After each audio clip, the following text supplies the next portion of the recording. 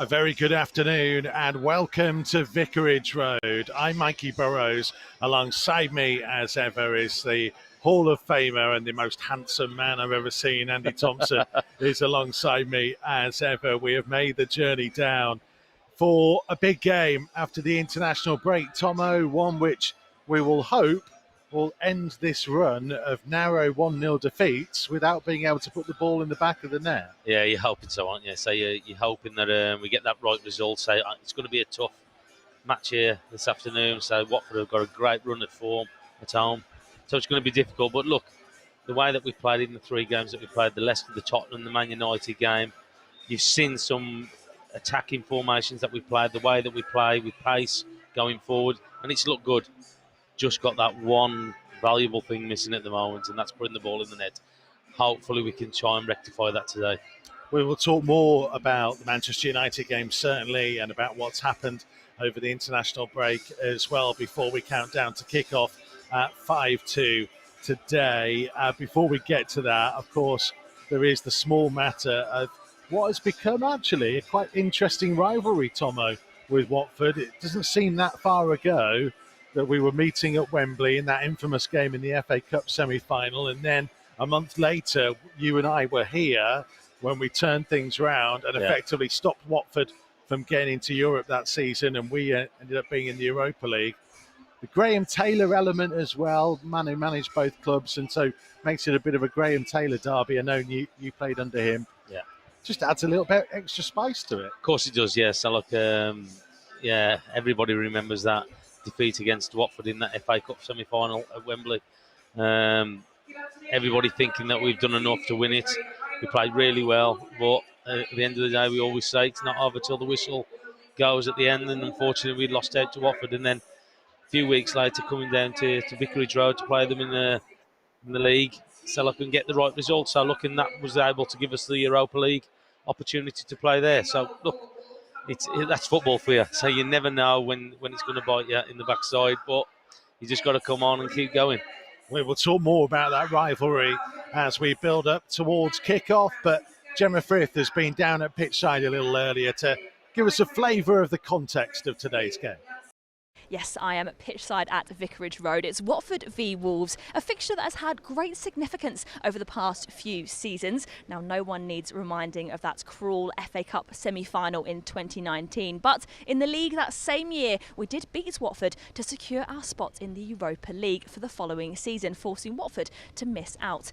Now, today, there is also a lot riding on this game as we still look for that first league goal of the season. But it's not been for want of trying. With 57 shots, we rank third in the league for the average shots per 90 minutes, only behind Liverpool and Manchester City, which is just fantastic. And with Raul Jimenez here today, the Mexican Football Federation have given him the all clear to play after a dispute over his absence in the internationals. And we could also see a debut for our new signing, Hee-Chan Hwang, who has been settling into life in Wolverhampton this week. It's definitely going to be an exciting away day. And to top it off, we're going to see our new white third kit in action for the first time.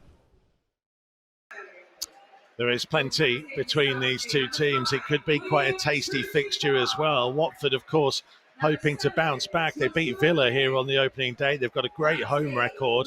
They lost their last two matches. Wolves, of course, have been playing well, but not getting the results to show for it. Here's the best of the action last time out against Man United. Wide for Wan-Bissaka, up against Marçal. He feeds it infield. Sancho for James. Fernandez, Sancho. The interception by Traore, and Traore has skipped away from two, and it's 2-on-2 with more support coming. Traore racing through the United half, and now onto Jimenez in the penalty area, and saved by the feet of De Gea, and Traore can't get to the follow-up. It goes high into the danger zone. It came off the head of Jimenez, and Neves now can try and set off, and he's trying to feed it through. It's going to come to Trincao. He's got support from Traore. It's Trincao trying to go past Fred. It's the penalty area. Trincao! Oh, blocked just before the line, and he couldn't get the follow-up either. Sal steps in and wins it back. Jimenez infield to Moutinho. Now Wolves trying to get themselves moving. Moutinho looking to Jimenez. Jimenez on into the space for Traore, and Trincao's making the run in the centre. Can he pick him out? He does. Trincao striking and pulling the ball wide. Moutinho to take the corner, right-footed from the right-hand side. 5 to aim for in the penalty area. Martinho inviting delivery, Saïs has had a great save, follow-up, still not in. Cody couldn't put it in, and Wan-Bissaka will smack the ball clear.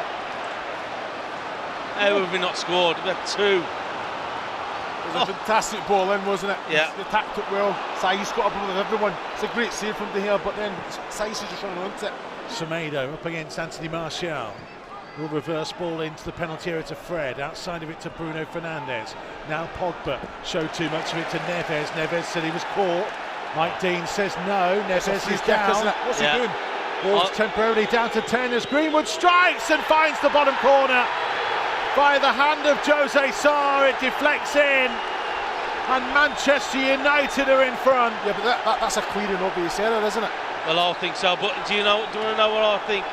I think he's kicked it and he's had a look at the referee and then gone down, and I think that's the reason why he hasn't given it.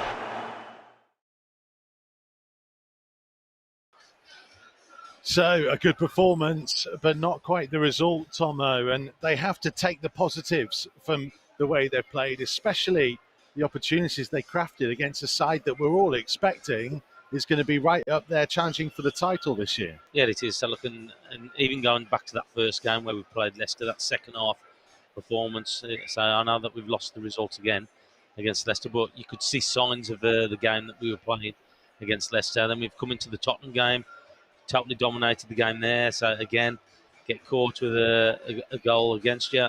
And very similar to the Man United game. But what we've seen promise there with the way that we're attacking teams, that we're going at teams, the high press that we're pushing as well. And it's been good to watch. And we saw the reaction of the Wolves fans when they left after the Man United game with the way that we played. They still can't believe that they've not got any points at the moment with the way that we played. But that is football for you. You've got to put the ball in the net. Don't matter how many opportunities you get, you've got to make sure you're clinical in front of goal. And I'm just hoping that we click soon, because we've done everything else. We've played really well. We've defended well throughout games. We've had a lot of possession. We've used pace throughout the team. But it's just that vital ingredient that's missing at the moment. Talk about the pace. I know for many people it felt like it was Francisco Trincão's best game so far in a Wolves shirt. You agree with that? Yeah, I thought it was. I thought, especially the second half, I thought against Man United, I thought that was probably his best game that he's had. And look, he's still relatively new coming to the team. It's going to take a while for him to settle in. But, again, the promise that we've seen with the way that he plays has been good. But we've just got to make sure that we try and exert ourselves a little bit more. And, okay, we're trying to walk it in, I think, sometimes, or we're trying to get that perfect goal. I think sometimes we've just got to go out there and just put your foot through the ball, strike at the goal, and try and get yourself that advantage as much as you can. I don't want to see us today making sure that we're chasing the game again with a goal down. Well, Bruno has selected the same team that started against Manchester United, as we're hearing from Gemma. Raul Jimenez is available despite not travelling to Mexico during the international break. An agreement has been reached so he can play. Jose Sarr continues in goal. Nelson Semedo, Romain Saïs, Ruben Neves, João Moutinho, Trincão and others all have been away with their countries. Adama Traore played for Spain during the international break as well. Romain Saïs had a very interesting period. We might talk about that a little bit later on. But it means that it is the same lineup, Tomo. There is a couple of more faces onto the bench. Gerson Mosquera for the first time, and Hee-Chan Hwang is amongst the substitutes as well. We'll talk about him in a second. But it almost feels like Bruno's kind of gone, well, there's not a lot broken apart from the one thing we all know about.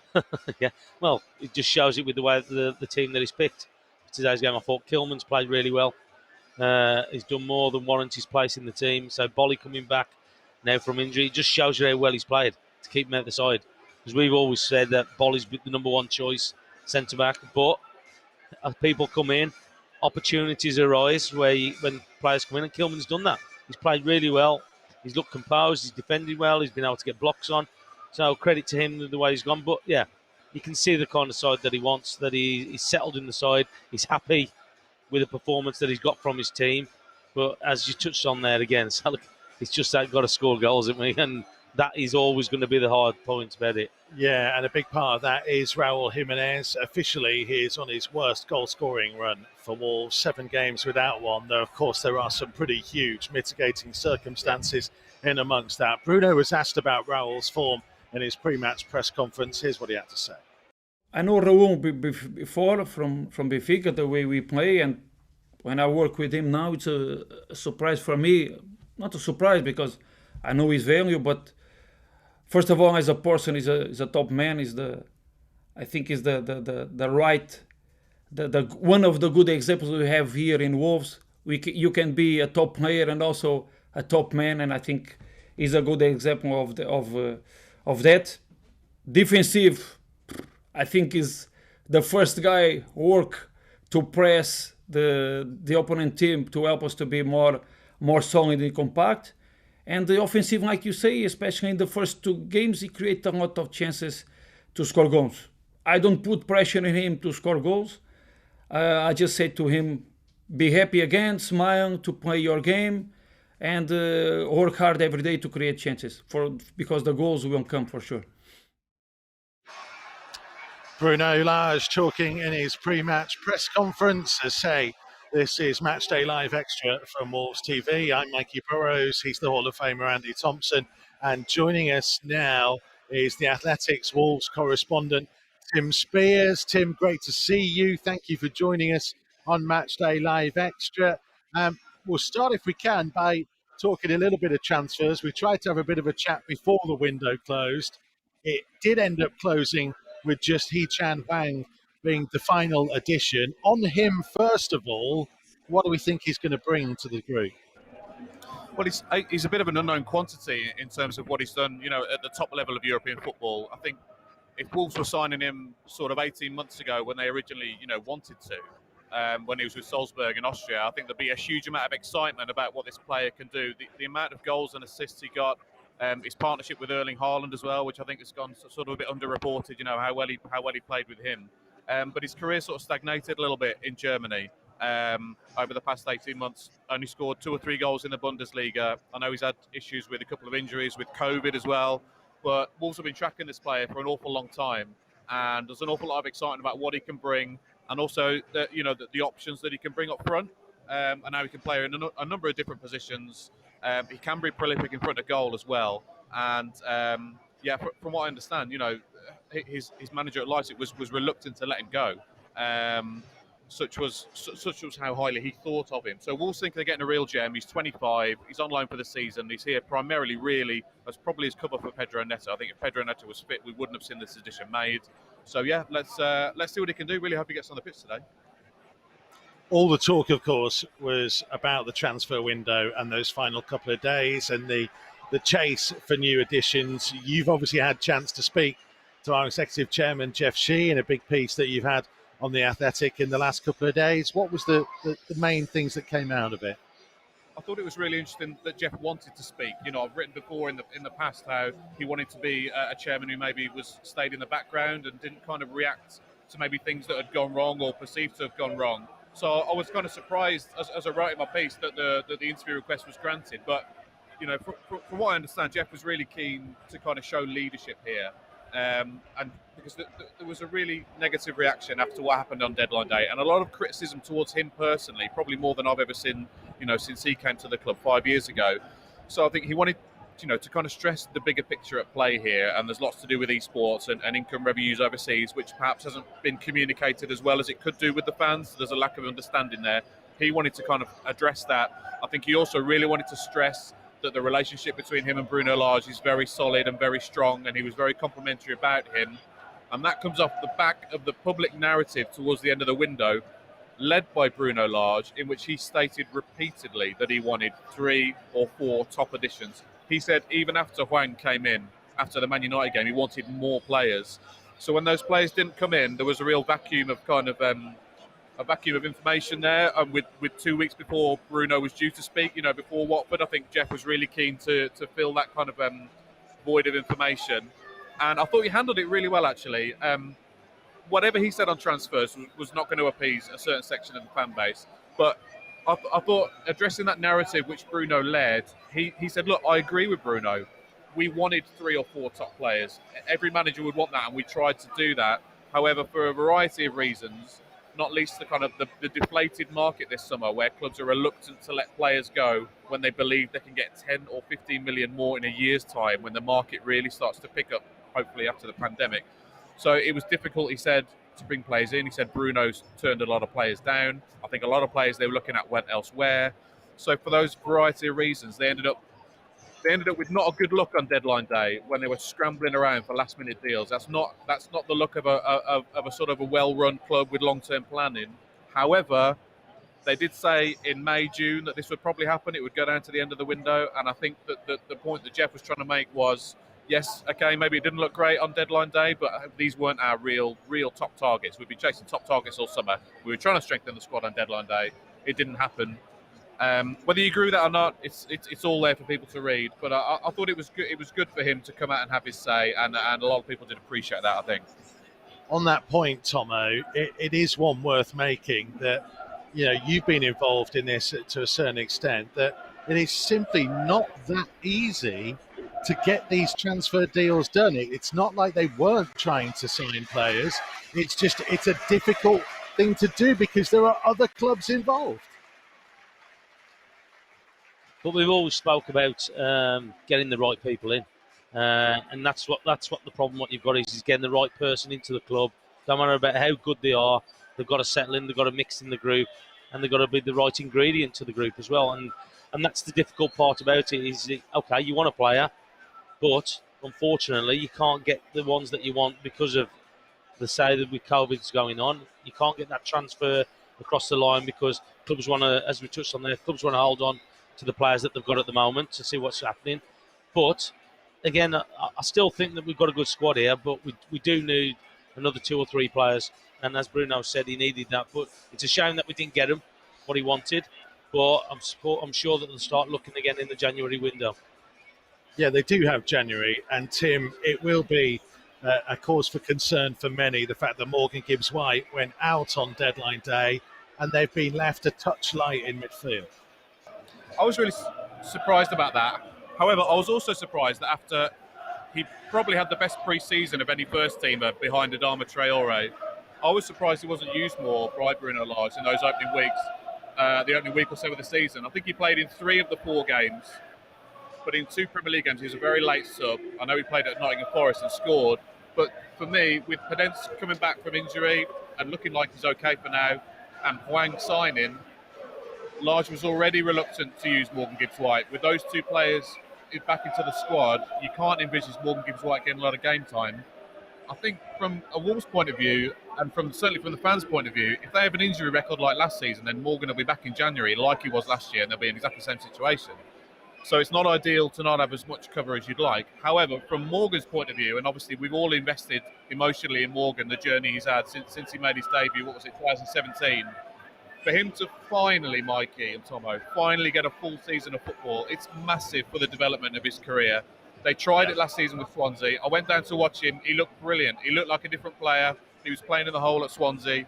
Made a fantastic start to the season. We know what happened with his injury and then getting called back, but last season should have been the making of Gibbs-White.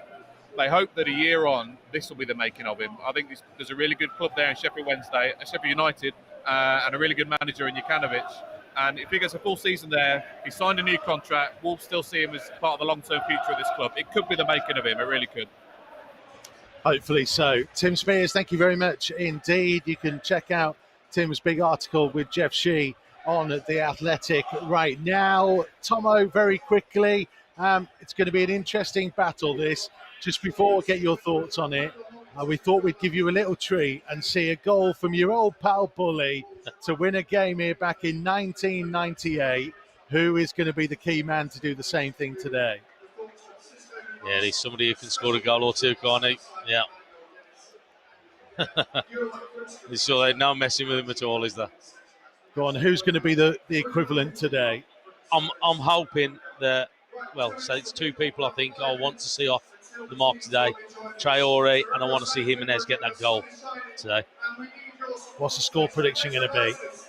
I'm going to go Wolves are just going to nick it. I know it's a tough place to come. They're in good form, but I think Wolves are just going to nick it with the form that we're in, 2-1. Brilliant. We are out of time. Thank you, everybody, for watching. Don't forget to switch over, or if you stay with the Wolves app or wolves.co.uk, if you're already there, for our full radio commentary.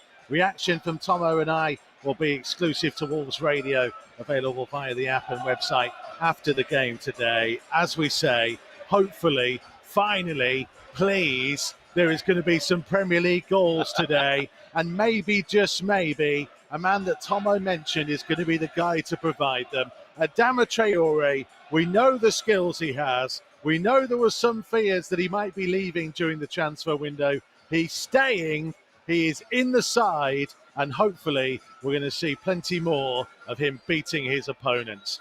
Make sure you tune in for our commentary very soon. Go Wolves today.